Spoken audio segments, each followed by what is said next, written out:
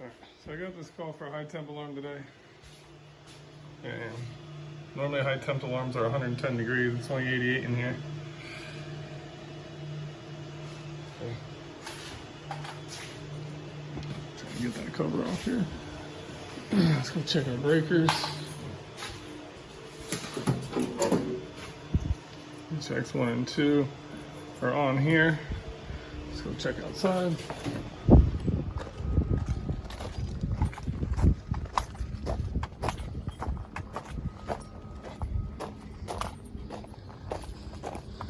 These two marvairs.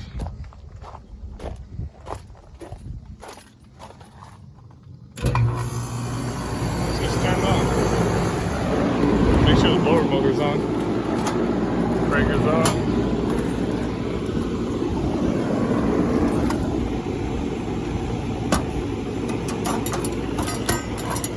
Breakers on. Just gonna make sure that blower motor's coming on.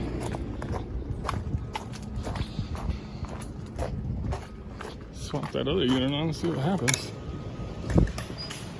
Could just be a false alarm. Let's see. Yeah, got the call for cooling. As you see, that cool light's on now. My blower is on. Let's go ahead and put it in comfort mode, which should bring the number 2 on as well. There we are. Get the blower motor coming on. Yeah. Okay. So make sure it kicked on outside. Everything sounds like it fired up out there.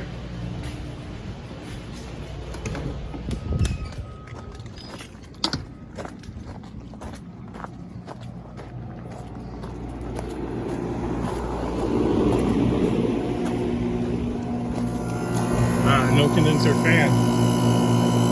Or the fan cycle switch might be on. Hold on. We'll see.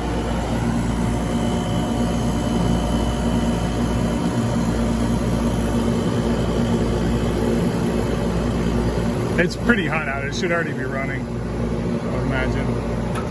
Yeah, so just hit on high pressure on that one. So what I'm going to do real quick, just to make sure, I'm going to see if that fan cycle switch is even hooked up.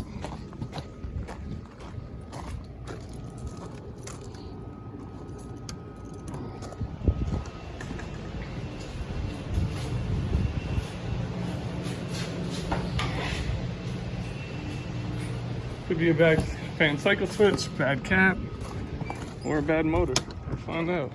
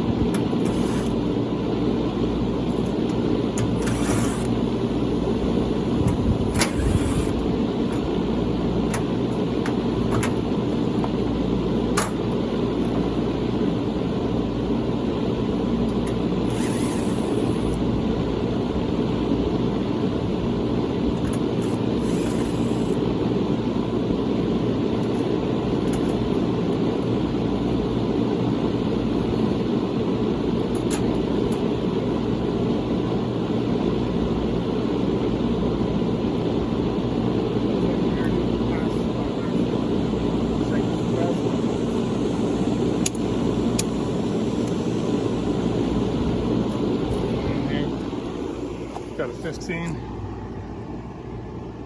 See what it's putting out.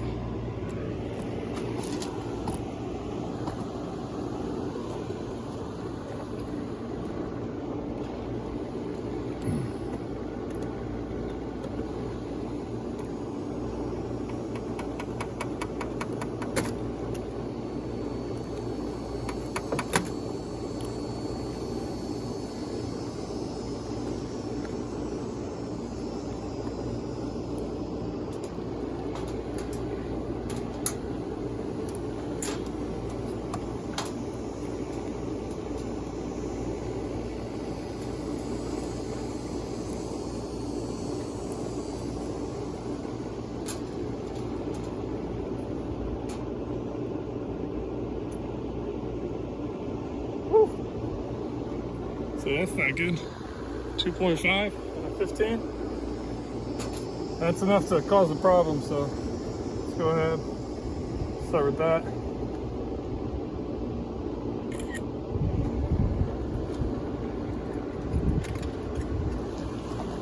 15 for the truck.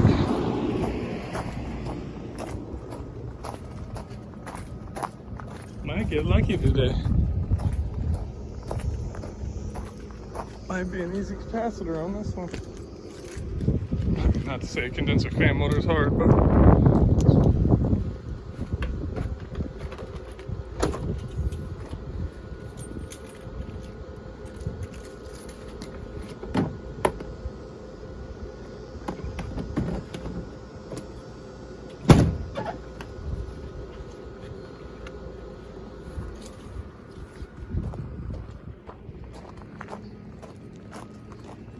that capacitor's not.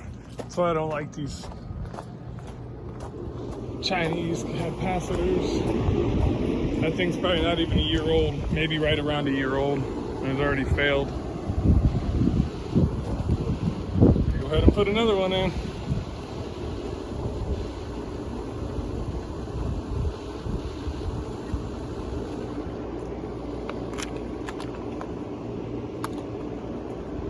See if that rectifies the problem. Like that. Wreck.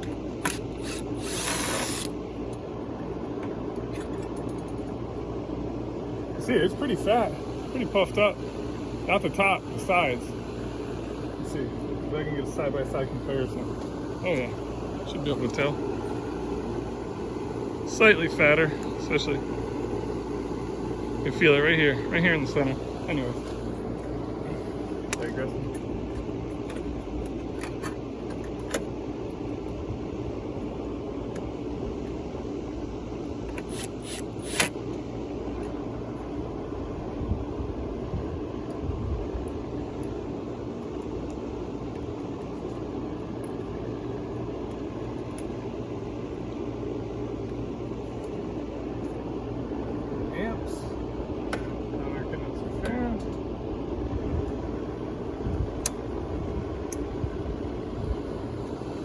Should pull in on its own here shortly. Lower.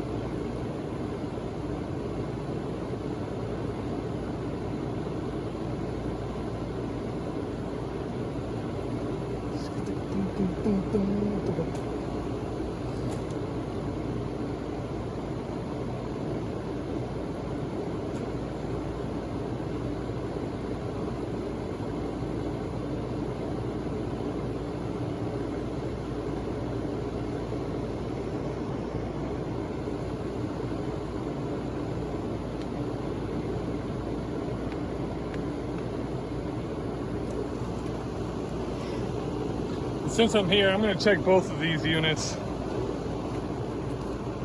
If this capacitor was low, odds are that one's getting low. It's just, for some reason, starting the unit still. So.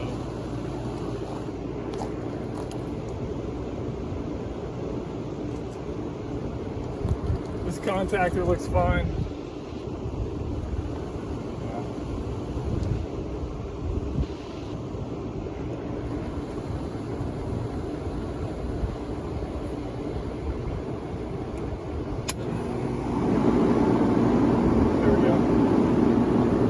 Fired up, 1.6 amps.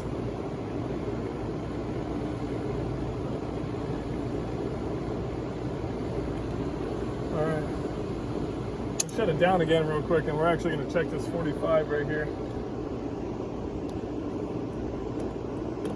Since it's not a dual cap, we're going to check it.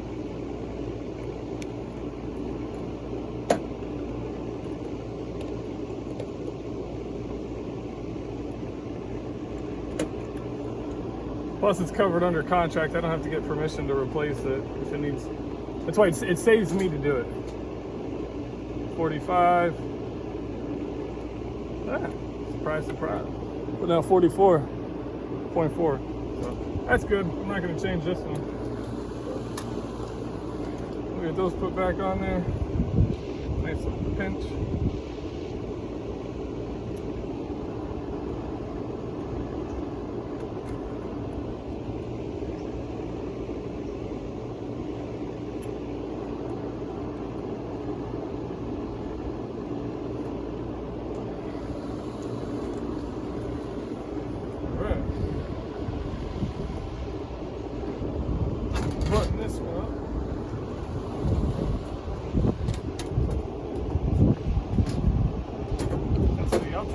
here last. It's tell me right here on this filter.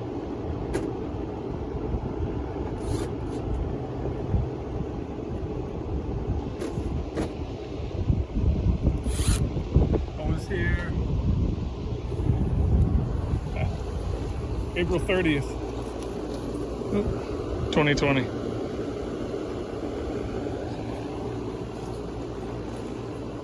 I probably didn't change that capacitor then. I probably changed it the first time the time before that. We'll go check.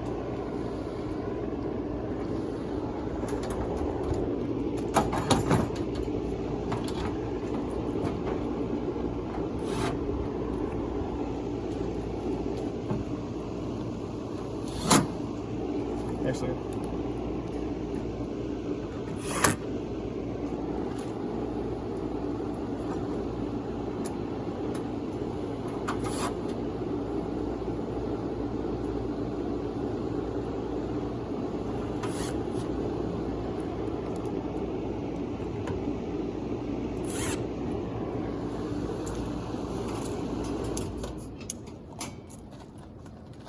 okay.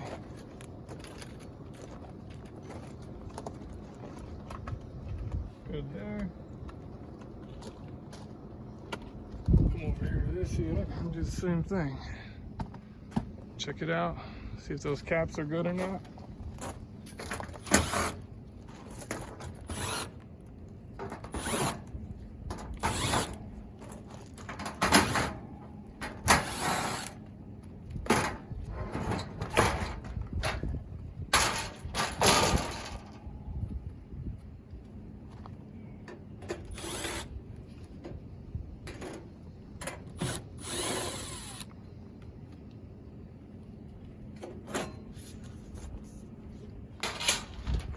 It looks fine.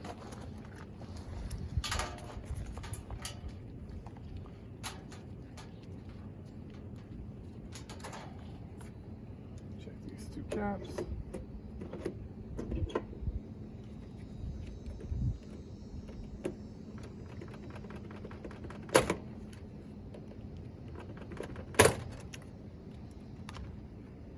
This is 15 as well for the condenser fan. 15 too. That one's good.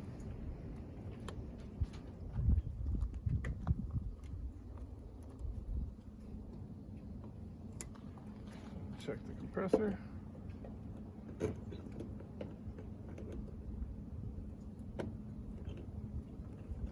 Ooh.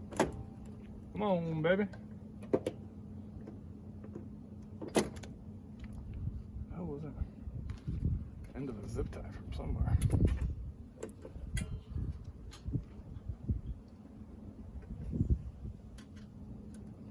And on this 45, 44.7. We're good. I don't know what caused that high temp alarm because there's nothing that should have caused it.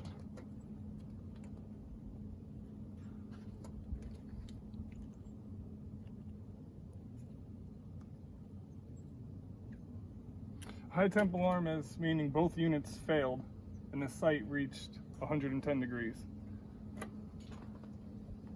And obviously when we arrived, the site was only 88 degrees.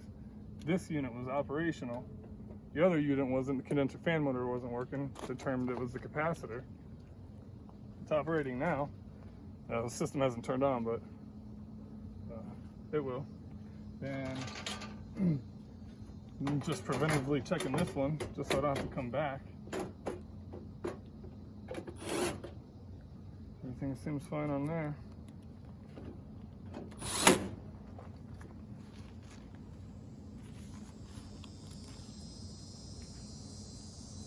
I'll fire these back up. We'll leave that one off. I want to see this number 2 start up by itself. I'm going to try to put the controller in. Switch it. Switch the lead.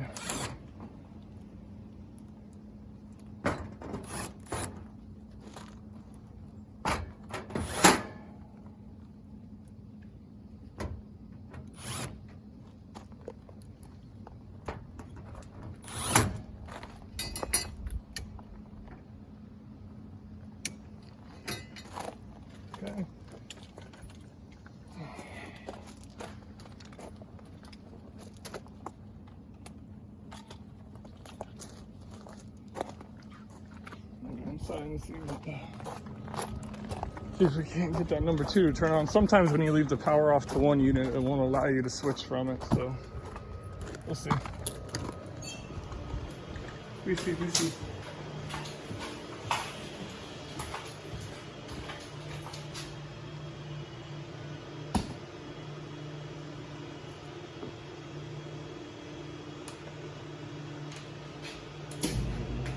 There it goes. And number 2 just fired up. Blower motor. Okay. And make sure that compressor fire, condenser fan motor. We'll be good.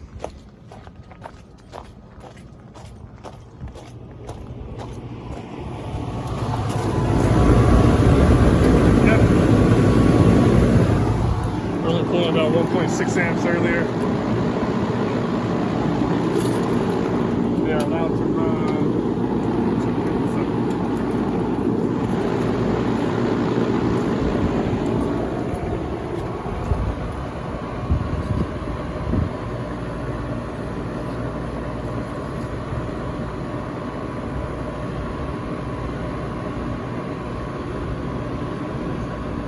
.8.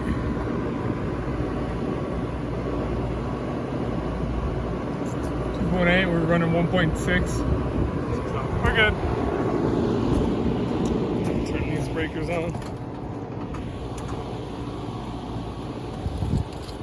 Screw thing's missing. See that? Little thing to keep this closed.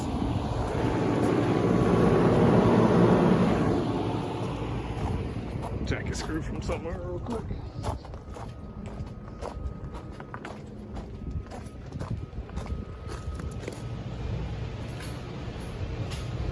Now, as you can see, everything's powered up. Both systems are calling for cooling. Number 2 is the lead. It's got power to number 1. It's got a call for cooling, comfort mode. Now it should cool the site to about 72 degrees now. I gotta go get a screw and put it back in that cover. I don't want nothing getting in there.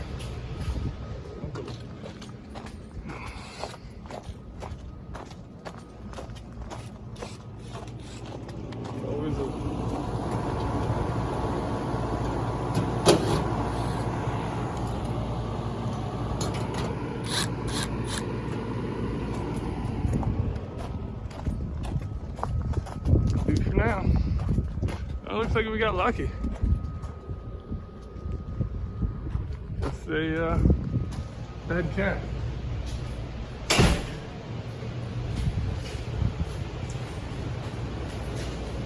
I want to get inside this controller real quick.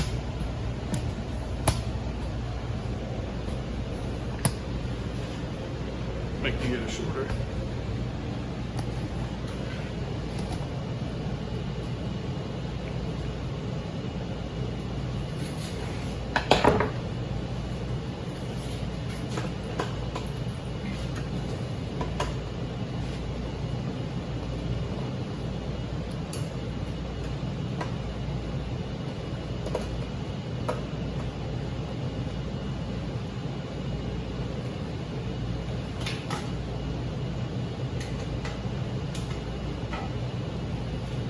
Just another lead lag controller, ComStat 4. Some of the overpriced piece of crap.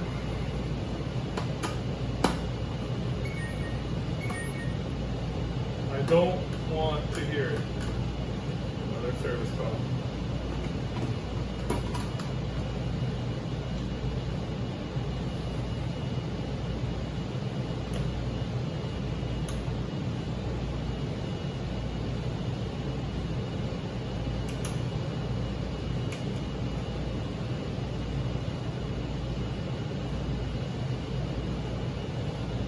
There's the inside of one of these things.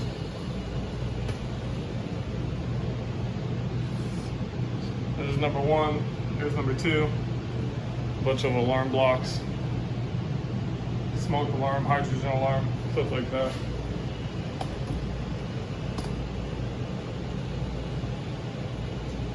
Just wanted to make sure. I always like to check behind those controllers.